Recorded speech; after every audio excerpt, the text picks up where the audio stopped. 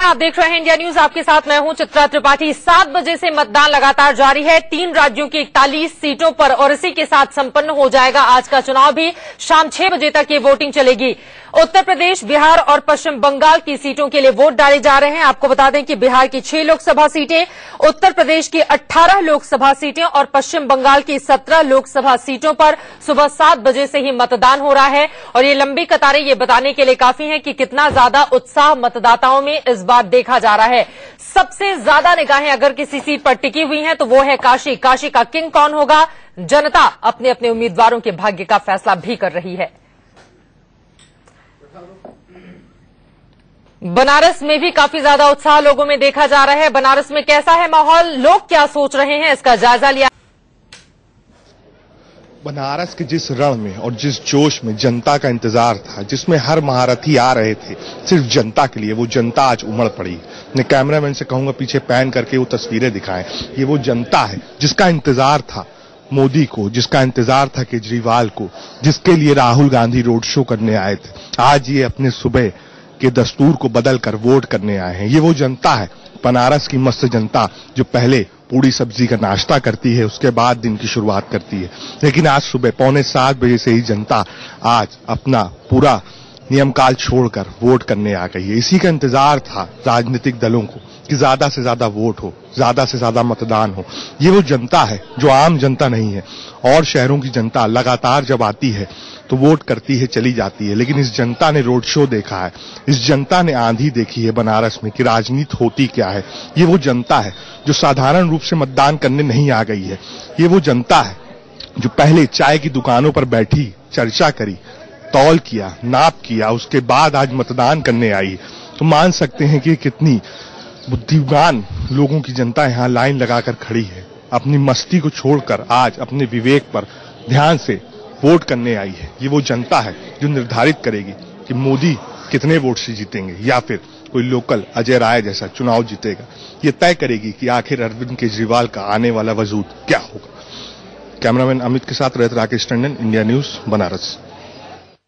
कुल 42 उम्मीदवार मैदान में हैं। आपको बता दें नरेंद्र मोदी को चुनौती दे रहे हैं अजय राय, कांग्रेस पार्टी के उम्मीदवार। उनसे बातचीत की है रजत राकेश टंडन ने, सुनिए। बनारस के रण की शुरुआत हो गई है। सुबह 7 बजे से वोटिंग की शुरुआत हो चुकी है। कांग्रेस के उम्मीदवार अजय राय वोट डालने जा रहे हैं। चला भाई, काफी अर्ली वोट डालने जा रहे हैं। सुबह नहीं, सुबह हमेशा वोट डालता हूं मैं। सुबह पहला काम है मतदान, उसके बाद जलपान। क्या मुकाबला है? राहुल गांधी ने जो रोड शो किया उसका लगता है असर मिलेगा बनारस में बढ़े आपको? नहीं, बनारस के लोग तो पहले से मन बना कर बैठे हुए हैं कि अपने घर के व्यक्ति को, अपने भाई को चुनाव जिताएंगे। जो स्थानीय होगा अपने घर का होगा। आप देखिए यहाँ की सड़कें, यहाँ की स्थितियां देख लीजिए किस तरह की बदहाल है स्थितियां। ये जो पूरे चारों तरफ कूड़े के ढेर लगे हुए हैं, ये किसकी देन है? ये भारतीय जनता पार्टी, उनके सांसद, उनके विधायक, लगातार जो मेयर सब लोग हैं और कोई ध्यान नहीं है। आप देखिए स्थिति सामने आपके। तो ये बाहर के लोग क्या समझेंगे बनारस की दुर्दशा को? और जो वोट नहीं डाल सकता, जिसके पास वोट डालने का अधिकार तक नहीं है, वो चुनाव लड़ रहे हैं बनारस में। यही तो मैं शुरू से कह रहा हूं कि बाहरी लोगों को बनारस की जनता पसंद नहीं करेगी। 2009 में समाजवादी पार्टी के टिकट पर चुनाव लड़े थे, तीसरे स्थान पर रहे थे। इस बार मोदी को चुनौती देने का दावा कर रहे हैं अजय राय। इस वक्त तमाम खास मेहमान हमारे साथ जुड़ चुके हैं, उनका परिचय आपसे मैं करवा देती हूं। हमारे साथ इस वक्त जुड़े हुए हैं वरिष्ठ पत्रकार जयशंकर गुप्ता जी, अनुज गुप्ता जी, अवधेश कुमार जी, इसके अलावा उषा श्रीवास्तव जी भी हमारे साथ स्टूडियो में मौजूद हैं। हमारे साथ आप टीवी स्क्रीन पर देख रहे हैं रघुवंश प्रसाद सिंह, आरजेडी के नेता, जो वैशाली से इस बार भी मैदान में है। 1996 से वो लगातार जीतते हुए चले आ रहे हैं। बीजेपी के नेता विजय जौली जी जुड़ चुके हैं, जो लगातार मुस्कुरा रहे हैं। विजय जी, इस मुस्कुराहट का राज क्या है?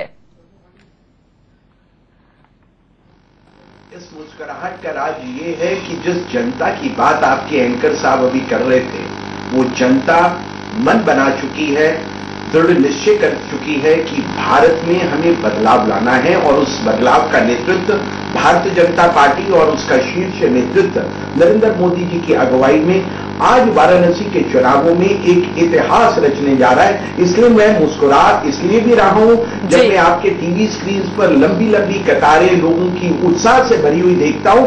ये बदलाव की निशानी है। चलिए, बदलाव की बयार बह रही है। जो भारी मतदान हो रहा है उसे देखते हुए इस सवाल के साथ मैं दोबारा अपने पैनल के पास लौटूंगी। लेकिन रघुवंश जी, आपसे ये सवाल है, आरजेडी बिहार में चूंकि आज 6 सीटों पर मतदान चल रहा है, अपने आप को कहां देख रही है? इतनी न लंबी कतार है गरीबों की, इसी से बुझा गया जे यहाँ सांप्रदायिक ताकतें परास्त हो जाएगी और सेकुलर ताकत आगे बढ़ जाएगी। सेक्युलर ताकत तो नीतीश कुमार की है, कहीं नीतीश कुमार तो आगे नहीं बढ़े रघुवंश बाबू? नीतीश कुमार का तो पत्ता साफ हो गया, वो अब कहीं कंटेस्ट में नहीं है। क्यों कंटेस्ट में नहीं है? क्या कारण हुआ कि नीतीश कुमार का पत्ता साफ हो गया आपके हिसाब से? कारण यह हुआ कि वो बीजेपी के साथ 17 वर्षों तक उन्होंने तालमेल करके राज किया। इस समय में हट करके लोगों को ठगना चाहते थे, जो अब लोग तैयार नहीं है। लोग जान गए कि ये केवल प्रचार वाले हैं, विचार वाले नहीं हैं। इसी से आम जनता में उनका भेद खुल गया और उनकी स्थिति सबसे खराब हो गई।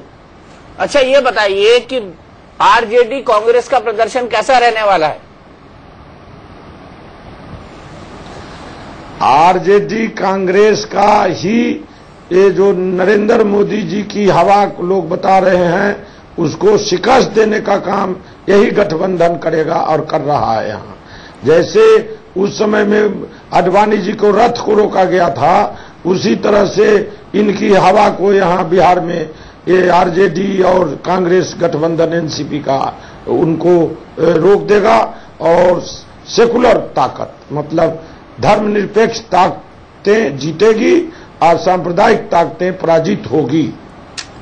रघुवंश बाबू, आपको क्या लगता है, आपके पक्ष में माहौल बन गया है? समीकरण सब वापस आ गए हैं? मुस्लिम यादव समीकरण, आपका जो दलित और पिछड़ा वर्ग था जो आपसे छिटक कर नीतीश कुमार के पास चला गया था, ये वोट बैंक फिर से एक बार फिर से राष्ट्रीय जनता दल और कांग्रेस के पास वापस आ गया है? वैशाली है, यहाँ समीकरण नहीं चला करता। हमको सभी जातियों के लोग उत्साहपूर्वक मतदान कर रहे हैं। नहीं, मैं वैशाली नहीं, पूरे बिहार की बात कर रहा हूं। तो बिहार का तो जो हिसाब है अब तो सब लोग जान गए हैं कि गरीब लोग एकजुट हो गए हैं। गरीब और ये सेकुलर ताकत सब लोग एकजुट हो गए हैं। वैशाली से हम लोगों को आ रही है कि इस बार हम लोग का जीवन वापस आ गया है। रघुवंश बाबू, वैशाली के कुछ पत्रकारों से बात हुई है तो कह रहे हैं कि जनता सोच रही है कि 5 बार हो गए, इस बार रघुवंश बाबू को आराम दे देगी जनता। अब वो कहां से, वो यहाँ आए भी नहीं होंगे वो पत्रकार। हम उनसे प्रार्थना करेंगे कि वो आकर देखे जो जनता आगे से ही छक्के बोल रही है, दूसरा कुछ नहीं बोलती। नहीं, वहीं के लोगों से बात हुई है।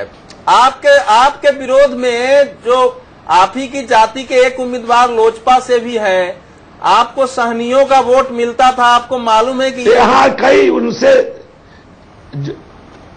आपको हर बार जो है सहनी लोग वोट देते थे, वो भी खड़े हो गए हैं।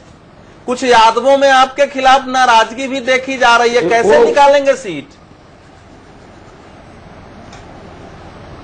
सीट यहाँ कोई कंटेस्ट है क्या? बाकी लोग जमानत बचाने की लड़ाई और 2, 3, 4 पद के लिए लड़ रहे हैं। एक से कोई कंटेस्ट है क्या? नहीं, वैशाली में छवि यह है कि रघुवंश बाबू आदमी अच्छे हैं, ईमानदार भी हैं, लेकिन वैशाली की सड़कों से लेकर के और बाकी काम से उनका कोई मतलब ही नहीं रहा है। बस केवल लालू जी ने जितना कहा उतना ही किया। देश भर के सड़क के हम दुरुस्त किए, आप वैशाली के सड़क के छोड़ कर किए हैं। अरे इक्के दुक्के जहां छुटा रहता है तो गांव में कोई माइक्रो लेवल पर कुछ लोग असंतुष्ट हैं, लेकिन वो वोट के मामले में थोड़े खिलाफ में वोट डालेंगे। वो हमको थोड़े कोई उम्मीदवार मान रहा है। हम तो गांव में जाते हैं तो बूढ़ा बूढ़ी पेंशन न मिलल, अनाज न मिलल, सड़क न बनल, बिजली न लागल, मीटर बैठा देलक, पोल गाड़ देलक, ट्रांसफार्मर जड़ गेल, नीतीश सरकार न बदललक। यही लोग हमको समस्या बताते हैं। हम पूछते हैं वोट ले ली है तो ना वोट में कौन बात है, सब दिन देवे कैली है, यो बेरी दे कर जिता दे, वोट में कोनो हर्ज नहीं है। गांव का आम बोल यही है। गरीब आदमी और भला आदमी हमारे तरफ है। कुछ लफंदर उफंदर इधर उधर हो गया तो उससे आम जनता पर थोड़े कुछ असर पड़ता नहीं। वैशाली आम जनता खुशी है जो भले लफंदर सब अपना अपना तरफ बिल्कुल आम जनता पर असर नहीं पड़ेगा, लेकिन आम जनता पर असर पूरे देश में पड़ेगा। रघुवंश बाबू, अगर बिहार में आपने रथ रोक लिया तो फिर मामला खिचड़ी हो जाएगा। ऐसे में अब की बार मोदी सरकार कैसे बनेगी? आपको लग रहा है अब की बार मोदी सरकार बन रही है? मोदी सरकार दिवा स्वप्न है। इससे पहले भी इंडिया शाइनिंग देखे थे। अडवाणी जी मोदी से बड़े नेता थे बीजेपी के, और वो भी वेटिंग प्राइम मिनिस्टर बने थे। क्या दुर्दशा हुई, वही दुर्दशा नरेंद्र मोदी की होगी। और जितना अभी फोरकास्ट करने वाले और जितना ये एक तरफा बोलने वाले लोग हैं, सभी को धूल चाटना पड़ेगा। सभी को धूल चाटना। विजय जाली, हिंदुस्तान की जनता महान है और हिंदुस्तान के नस नस में सेकुलरिज्म है। देखिए, सांप्रदायिकता नहीं चल सकती। फांसीवाद बिहार के बहुत बड़े नेता हैं, मैं रघुवंश जी का बहुत आदर करता हूं, लेकिन वो कह रहे हैं आपको धूल चाटनी पड़ेगी। अपने पार्टी के नेता लालू यादव जी को जरूर उनका ध्यान रखें। अभी वो हाल ही में सुप्रीम कोर्ट के निर्णय के ऊपर चारा घोटाले में अंदर गए थे, अभी वो बाहर आए हैं, वो भी कांग्रेस की कृपा दृष्टि से। इसलिए रघुवंश बाबू, आप लालू प्रसाद यादव जी के भविष्य के बारे में ज्यादा चिंता करें। भारतीय जनता पार्टी के नेता कौन बड़ा है, कौन वरिष्ठ है, ये भारतीय जनता पार्टी और इसका नेतृत्व तय करेगा। देश की जनता तय करेगी कि अगली रूलिंग पार्टी कौन है। लालू भगवान बुद्ध ने कहा था, जिस बात समाज में बूढ़ों की करते रहे और नहीं होगी वो समाज का विकास की बात करते हैं। लालू प्रसाद यादव ने जिस प्रकार से बिहार को गर्त में जोता है, वो किसी से छुपा हुआ नहीं है। इसलिए अगर बिहार का विकास होगा, यूपी का विकास होगा, दिल्ली का विकास होगा, गुजरात का विकास होगा, महाराष्ट्र का विकास होगा, तो वो भारतीय जनता पार्टी और नरेंद्र मोदी के नेतृत्व में होगा, ना कि लालू यादव और उसकी पिछलग्गू कांग्रेस पार्टी के नेतृत्व में होगा। रघुवंश बाबू क्या कहेंगे? हाँ, तो गुजरात में कत्लेआम हुआ। श्री अटल बिहारी वाजपेयी तत्कालीन प्रधानमंत्री ने क्या कहा था कि राजधर्म का यहां पालन नहीं हुआ। जो राजधर्म का पालन नहीं कर सकता, वह राष्ट्र धर्म का पालन कैसे करेगा? और उन्होंने कहा, हिंदू हम कौन मुंह दिखाएं?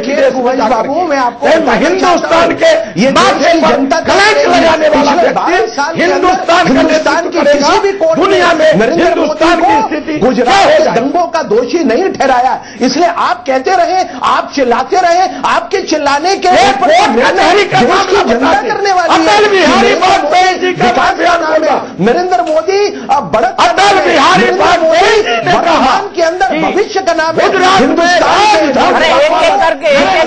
रक्षा कर सकता है, रोजगार दे सकता है, भारत को विकास की राह पर लेकर जा सकता है, वो है नरेंद्र मोदी। और वो भारतीय जनता पार्टी की गुहार लालू यादव नहीं है, जिसका दामन थाम के आप चुनाव लड़ रहे हैं। आपको भी धूल छानी पड़ेगी। ये कहते हुए कोई दो हल नहीं है। लालजी टंडन की जसवंत सिंह रो रहे थे, ये मुरली मनोहर जोशी छटपटा रहे हैं। जिस समाज में बूढ़ों की दुर्गति होगी, वह देखिए, हमारे यहाँ पर कोई छटपटा नहीं रहा। हमारे यहाँ बीजेपी में जसवंत सिंह की बात कर रहे हैं। काम करना आरएसएस मालिक है, बीजेपी कर्मचारी है, बड़ा पार्टी बने हैं बीजेपी, आरएसएस मालिक है, बीजेपी उसका कर्मचारी है, मुखौटा है। देखिए, भारतीय जनता पार्टी में रघुवंश बाबू जब निर्णय हो जाते हैं, सर्वसम्मति से निर्णय हो जाते हैं, उन निर्णयों को सब लोग सर्वमान्य मानकर और उसको आदेश मानकर चलते हैं। आपकी पार्टी जैसे नहीं है, कभी आगे बढ़ रही है उस पार्टी में, कभी लालू यादव कांग्रेस पार्टी से और कभी कांग्रेस पार्टी से दूर, कभी नीतीश कुमार से लड़ते हैं तो कभी भारतीय जनता पार्टी से लड़ते हैं, कभी चारा घोटाला करते हैं, कभी करप्शन करते हैं, कभी सुप्रीम कोर्ट उनको जेल के शिक्षों के पीछे भेजती है। और आज आप सुप्रीम कोर्ट के निर्णय के बाद जो लालू यादव चारा घोटाले में पकड़े गए, जिसके लिए उनको सजा हुई, उसके उम्मीदवार बनकर आप चुनाव मैदान में उतरे। मुझे तो आश्चर्य, मैं तो अपेक्षा करता था आप लालू यादव का पल्ला छोड़कर, उस चारा घोटाले के आरोपी का पल्ला छोड़कर विकास का पल्ला पकड़ेंगे और विकास की बयार भारतीय जनता पार्टी के नेतृत्व के अलावा और कोई नहीं चला सकता है। रघुवंश बाबू पल्ला छोड़ेंगे? ये आप लोग मानते आरएसएस वालों का ये कहना है, लेकिन आम जन नरेंद्र मोदी को बर्दाश्त नहीं करेगा। जेल हुई या नहीं हुई आप बताइए। लालू पेपर घोटाला की बात करते हैं, मैं आपसे सवाल पूछता हूं, जितना भाजपा जेल में गए या नहीं गए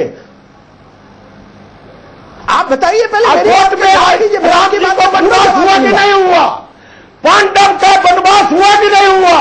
सत्य हरिचंद को डोम घर बिकाना पड़ा कि नहीं? लालू जी की भाजपा वाला क्या बात कर रहे हैं? मैं राम जी की बात भी करूंगा। राम जी मेरी आस्था का प्रश्न है। राम जी नहीं, मैं हिंदुस्तान की संस्कृति की बात कर रहा हूं। देश मतलब आप लालू जी को राम जी कह रहे हैं? क्या आपके नेता रघुवंश बाबू लालू जी को राम जी कह रहे हैं? इतिहास मैं बता रहा हूं, इतिहास लालू जी को राम जी कह रहे हैं और सांस्कृतिक इतिहास बहुत दुर्भाग्यपूर्ण बात होगी। जो घोटालों में पकड़े जाए, जो भ्रष्टाचार में पकड़े जाए, जो कांग्रेस के पिछले उनको अगर राम जी से की जाएगी तो बुद्धि के ऊपर को गुप्तवास और वनवास क्यों हुआ? क्या कारण था? क्या कसूर था? विजय जी सवाल का जवाब दे लेने दो। हार हो जाने से ऐसा हुआ था, तो उसी तरह से गरीबों को जो उठाया सब लोग साजिश करके सुप्रीम कोर्ट बनते हैं, बड़ा न्यायपालिका चला रहे हैं। लालू कोर्ट किसी को बरी करता, किसी को लोअर कोर्ट सुप्रीम कोर्ट को चैलेंज कर रहे हैं, आप चुनौती दे रहे हैं। आप हिंदुस्तान के सांसद बनने की बात करते हैं, आप हिंदुस्तान के संविधान की तहसील लेने की बात करते हैं और आप सुप्रीम कोर्ट के निर्णय के ऊपर उंगली उठाते हैं। माफ करिएगा, मुझे लोगों ने परिकर्ता पर आपकी वरिष्ठता के ऊपर संशय होने जा रहा है। इसमें भाजपा मुझे लगता है कि नहीं, अगर चारा जो जेल में गया सुप्रीम कोर्ट के निर्णय बैठक हुई थी, उसका अगर आप तुलना भगवान श्री राम की करते तो मुझे आपको विवेक के ऊपर अब शक होने लगा। बिहार की जनता नेता लोग भागी नहीं करने वाली। सुप्रीम कोर्ट के बड़ा मर्याद करते हैं, सारे संवैधानिक पहलू को अनादर करता भाजपा। रघुवंश बाबू, क्या आप लालू जी की तुलना राम भगवान से कर रहे हैं?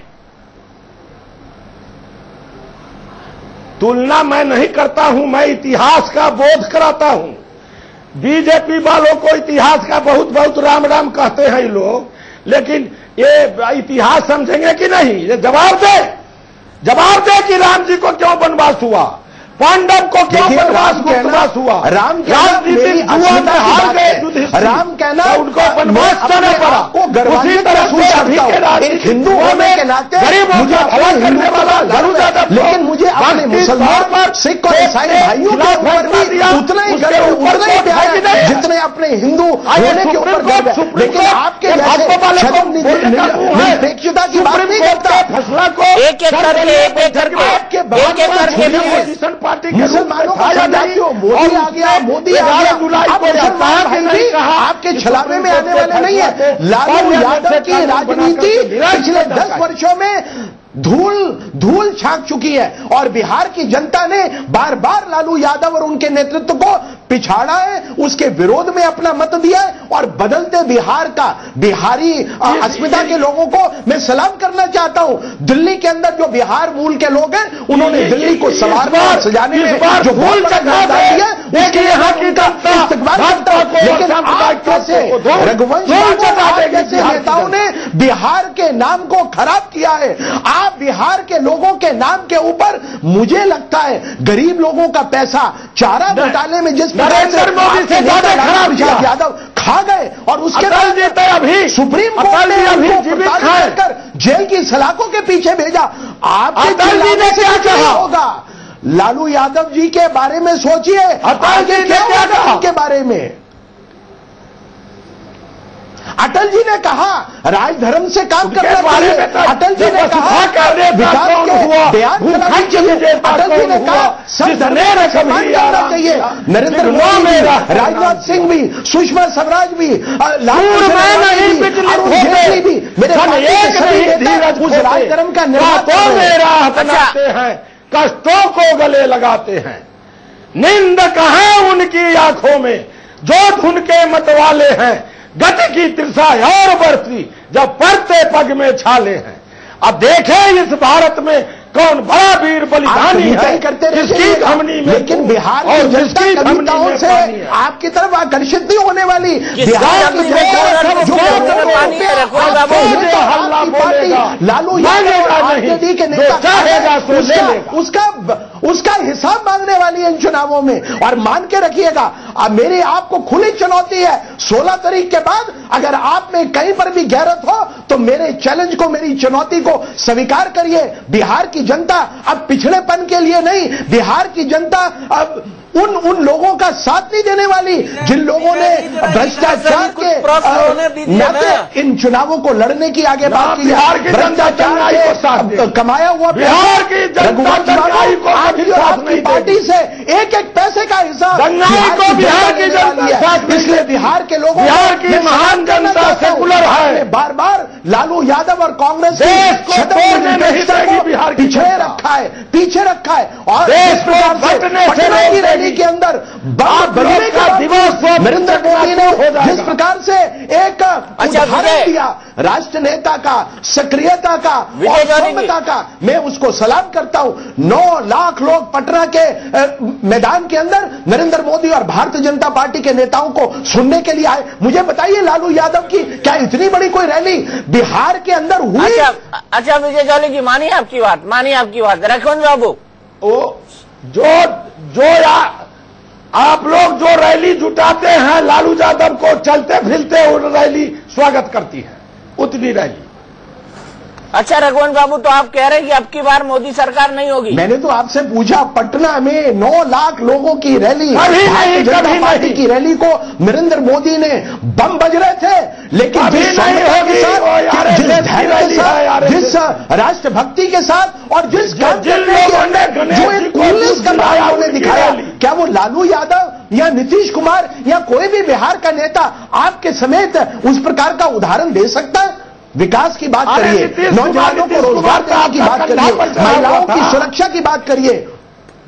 नौजवान के तो एक साथ कितना शासन किया बिहार में, बीजेपी जदयू एक साथ कितना दिन शासन किए बिहार में? देखिए, आपने शासन जरूर किया होगा, मैं आपके शासन को, आपके कुशासन को, आपके भ्रष्टाचार को, लालू यादव के चारा घोटाले में फंसने को मैं सलाम करता हूं। लालू यादव बहुत बड़े नेता है, चारा घोटाले में फंस गए, जेल चले गए और अभी कांग्रेस की बैसाखियों से कुछ दिन के लिए चुनावों के लिए बाहर निकले ताकि भारतीय जनता पार्टी और नरेंद्र मोदी के विकास के रथ को रोका जा सके। लेकिन ये रथ रुकने वाला नहीं है। बिहार की जनता, एक एक करोड़ रुपया जो बिहार की गरीब जनता का, मेहनत जनता का, जो आपने भ्रष्टाचार में कमाया है, उसका हिसाब बिहार की जनता मांगने वाली है। आडवाणी जी के रथ को बिहार में गिरफ्तार किया गया था, आडवाणी जी को मसान जोर जेल में तो क्या किया गया? बहुत बड़ा तीर कर दिया गया, बहुत बड़ा तीर मार दिया। उसी तरह से आडवाणी जी के आपकी सरकार से बिहार के अंदर, इसलिए आपने रोक लिया। अब रोकना, अब ना तो मोदी के रथ को, ना आडवाणी के रथ को, ना जेटली के रथ को, ना सुषमा के रथ को, ना किसी और मेरे पार्टी के वरिष्ठ नेता के रथ को लालू यादव जी की पार्टी रोक सकती है। अब तो आप सत्ता में भी नहीं हो। क्यों सरकार ने रोका? विकास की बात करिए। रघुवंश बाबू, आप दोनों हमारे साथ बने रहिए, हम रुकेंगे। वक्त मतदान चल रहा है बिहार में, उनमें सिर्फ एक आरजेडी के पास थी, 2 बीजेपी, 2 जेडीयू के पास। ऐसे में रघुवंश जी जो कि लगातार वहां से जीते हुए चले आ रहे हैं, लेकिन आरजेडी के लिए यहां पर सीटें बढ़ा पाना क्या इतना आसान होगा? देखिए, जो खबरें बिहार से आ रही हैं उसके हिसाब से नीतीश कुमार मुकाबले में बेहद कमजोर पड़ते दिखाई दे रहे हैं और जो मुख्य मुकाबला हो रहा है वो बीजेपी गठबंधन और आरजेडी गठबंधन के बीच है। तो जाहिर सी बात है वहां पर स्थानीय समीकरण बदलेंगे और स्थानीय समीकरण बदलेंगे इसका संकेत खुद रघुवंश बाबू दे रहे हैं। हमने उनसे जो बातचीत की, लेकिन हम फिर बातचीत का सिलसिला शुरू करते हैं और मैं विजय जॉली से खासतौर पर रिक्वेस्ट करता हूं कि विजय जॉली जी, रघुवंश जी बहुत सीनियर लीडर हैं, वो जब अपनी अपनी बात खत्म कर ले, तब अगर आप अपनी बात कहें तो बहुत बेहतर होगा और हमारी तरफ से आपके लिए जर्रा नवाजी होगी कि दोनों की बातें कम से कम जनता को सुनने को मिलेंगी, वरना दोनों की बातें जनता तक नहीं पहुंच पा रही है। तो रघुवंश बाबू, मेरा सीधा सवाल आपसे ये है कि आप बार बार राजधर्म की बात कर रहे हैं, लेकिन लालू यादव के जेल जाने पर आप खामोश हैं, ऐसा क्यों? मैं खामोश नहीं हूं। न्यायपालिका की जो व्यवस्था है, लोअर कोर्ट, जिला कोर्ट जिन्हें फांसी की सजा दिया, हाई कोर्ट बरी कर दिया। हाई कोर्ट ने जिन्हें फांसी की सजा दिया, सुप्रीम कोर्ट ने बरी किया। ये न्यायपालिका की व्यवस्था है। तो एक कोर्ट ने लालू जी को जरूर सजा किया है, लेकिन अभी हाई कोर्ट और सुप्रीम कोर्ट का फैसला बाकी है, नंबर एक। नंबर दो, मैं ऐतिहासिक सवाल उठाता हूं। एक किसी जमाने में जननायक महान मर्यादा पुरुषोत्तम राम थे। कोई बताए, भाजपा वाले राम राम ज्यादा बोलते हैं। वनवास क्यों हुआ था राम जी को? क्या कसूर था राम जी के वनवास में? फिर पांडवों को वनवास और गुप्तवास हुआ था। राजा युधिष्ठिर, धर्मराज युधिष्ठिर को वनवास और गुप्तवास हुआ था। उनका क्या कसूर था? उसी तरह से अभी कारावास की सजा हुई है। तो हर युग में जननायकों को इस तरह की सजा मिलती रही है, इसलिए कि जो दबे हुए गरीबों को उठाने का काम करेगा, यथार्थवादी ताकतें उन्हें किसी न किसी राजनीतिक जुआ में फंसा करके उनको सजा कराती आई है। इस बात को हिंदुस्तान के अंदर है कोई माई का लाल तो काटे, या जवाब दे कि क्या इतिहास संस्कृति हमारी है और क्या इतिहास बताता है। दो मुद्दे पर चारा घोटाला हिंदुस्तान में तो भगवान कृष्ण को चारा चोर कहा। इसलिए एक नायक को कि इस तरह का आरोप लगता है, कोई अस्वाभाविक बात नहीं है, लेकिन अंतिम फैसला सुप्रीम कोर्ट का हो। पुष्टि की है। नंबर 3 हमारा कहना है कि ये सुप्रीम कोर्ट श्री जौली जी बार बार बोल रहे हैं। मैं यह कहता हूं कि सुप्रीम कोर्ट बहुत बड़े व्यक्ति हैं, आप बिहार के बहुत बड़े नेता हैं, मैं आपका आदर करता हूं, लेकिन चारा घोटाला करने वालों को आप नायक की भूमिका देंगे, ये मेरे गले के नीचे नहीं उतर रहा। ये आप जनता के गले के नीचे नहीं उतरेगा। अब बीच में कैसे घोटाला किया, हम खत्म कर लेने दीजिए उनको, तीसरा बिंदु हमको बोलना बाकी है। बिल्कुल ठीक। 2 बिंदु हो गया, तीसरा बिंदु बाकी है। जो सुप्रीम कोर्ट का बार बार नाम ले रहे हैं, सुप्रीम कोर्ट ने फैसला दिया कि 2 वर्षों से अधिक की सजा वाले लोगों की सदस्यता तत्काल खत्म और वो चुनाव नहीं लड़ सकते। उस फैसला को निरस्त करने के लिए जो सार्वजनिक सर्वदलीय बैठक हुई थी, उसमें बीजेपी मुख्य अपोजिशन पार्टी पार्लियामेंट में थे या नहीं थे, इन्होंने सहमति दी थी कि नहीं दी थी कि सुप्रीम कोर्ट के फैसला को पार्लियामेंट से कानून बनाकर निरस्त किया जाए। ये 3 बातों का जवाब पहले ही दे दें।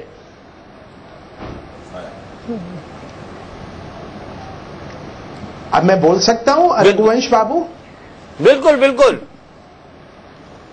हाँ, अब मैं आपका बहुत सम्मान करता हूं। सुन करके आप बोल, क्या कहना? बिहार के बहुत बड़े नेता हैं, लेकिन मुझे यह लगता है कि यथार्थ में आप जीने वाले हिंदुस्तान के नेता नहीं हैं, क्योंकि अगर कोर्ट ने एक व्यक्ति को चारा घोटाले के लिए आपराधिक मामले के अंदर जेल में भेजा, उस आपराधिक मामले में जेल में जाने के बाद और न्यायिक निर्णय आने के बाद, क्या यह सच नहीं है कि लालू यादव को अपनी सदस्यता पार्लियामेंट से रिजाइन करना पड़ा? नंबर 1। नंबर 2, आप किसी भी और कोर्ट में चले जाइए, आप अपनी अर्जी किसी भी कोर्ट में निष्पक्षता से रखिए, लेकिन आज के समय यह प्रमाणित हो चुका है कि बिहार की गरीब जनता का, मेहनतकश जनता का, बिहारियों के पैसे का दुरुपयोग करते हुए लालू यादव जब बिहार के अंदर मुख्यमंत्री थे उन्होंने चारा घोटाला किया और उसके निमित्त जो कोर्ट के अंदर सबूत पेश हुए उनके आधार के ऊपर लालू यादव को कारावास की सजा हुई।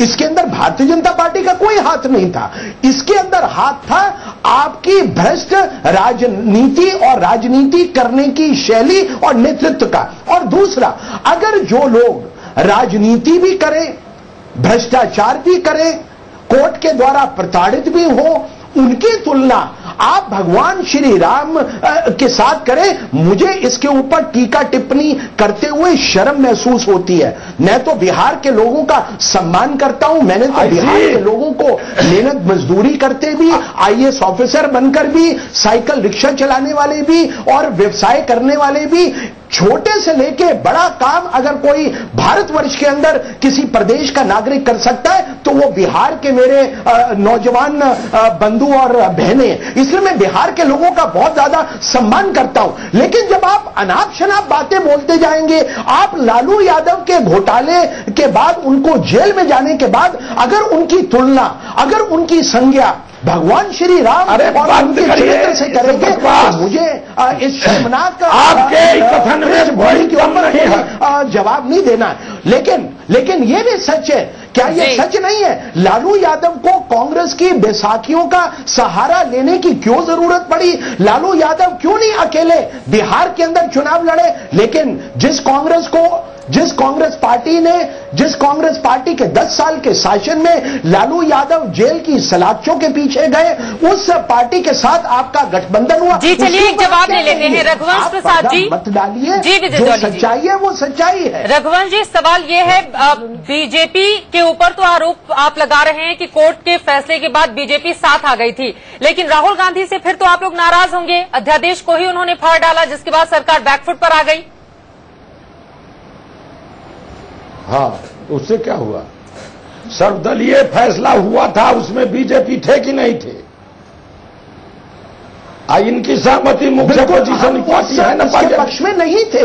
कोई भी सर्वदलीय क्या हो, अगर हिंदुस्तान के कोई भी राजनेता जो भ्रष्टाचार का अनुमोदन करेगा, समर्थन करेगा, भारतीय जनता पार्टी उसके खिलाफ। आप थे उस बैठक में, आप थे उस बैठक में। ने और विपक्ष के नेता राज्यसभा में अरुण जेटली ने उस सर्वदलीय बैठक में भी अपना पॉइंट ऑफ ऑर्डर वहां पर दिया था। उन्होंने कहा था हम ऐसे किसी भी निर्णय से सहमत नहीं है जो निर्णय कोर्ट के द्वारा किसी व्यक्ति को, किसी राजनेता को आरोपी साबित करने के बाद उसको क्लीन चिट दे, उसको कोई सेफ एग्जिट दे। इसलिए भारतीय जनता पार्टी हमेशा से इस बात की पक्षधर रही है, जो व्यक्ति घोटाला करेगा, भ्रष्टाचार करेगा, he should face the tune of the court. चलिए, जनता फैसला भी कर रही है, 41 सीटों पर मतदान लगातार जारी है। तमाम खास मेहमान स्टूडियो में हमारे साथ जुड़ चुके हैं और इस बीच हमारे साथ कांग्रेस पार्टी के स्पोक्सपर्सन चंदन यादव भी स्टूडियो में मौजूद हैं। लेकिन उसके पहले आपसे जयशंकर जी मेरा ये सवाल है, आपसी नूरा कुश्ती तो लगातार जारी रहेगी, लेकिन बिहार की अगर हम बात करें, चूंकि चर्चा उसी पर चल रही है, इन 6 सीटों में आपको कौन सी पार्टी कहां पर दिखाई दे रही है? देखिए चित्रा, अभी दोनों की बातें सुन रहा था तो विजय जोली कुछ ज्यादा अति उत्साह में, हालांकि एक मिनट रघुवंश जी, मैं आती हूं आपके पास, मैं चाहूंगी कि आप हमारे साथ बने रहिए, मैं दोबारा लौटती हूं आपके पास सर। जयशंकर जी। और कितना ही लोग इसमें क्या कहा है?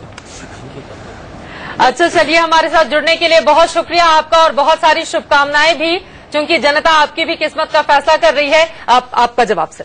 हाँ, नहीं, मैं कह रहा था कि विजय जोली कुछ ज्यादा ही उत्साह में थे, अति उत्साह में, क्योंकि देश में इस समय भारतीय जनता पार्टी के सारे ही नेता अति उत्साह में, जैसे लग रहा है कि बस कल जाकर के शपथ लेना है जी। और इसलिए उसमें कोई बहुत आश्चर्य की बात नहीं, लेकिन जब उसमें अहंकार का पुट जुड़ जाता है तो थोड़ी सी तकलीफ होती है। इस तरह की भाषा नहीं बोलनी चाहिए थी जिस तरह की बातें वो कर रहे थे।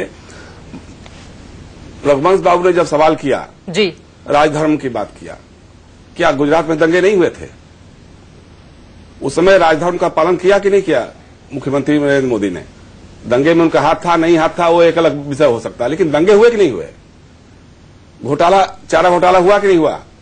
उसमें लालू यादव फंसे कि नहीं फंसे, ये इन बातों पे बात करने के बजाय लोग उसको इस तरह से दे रहे हैं, चकमा दे रहे हैं जी। और जहां तक बिहार की बात है, देखिए ये बात एकदम सही है, दीपक सही कह रहे थे।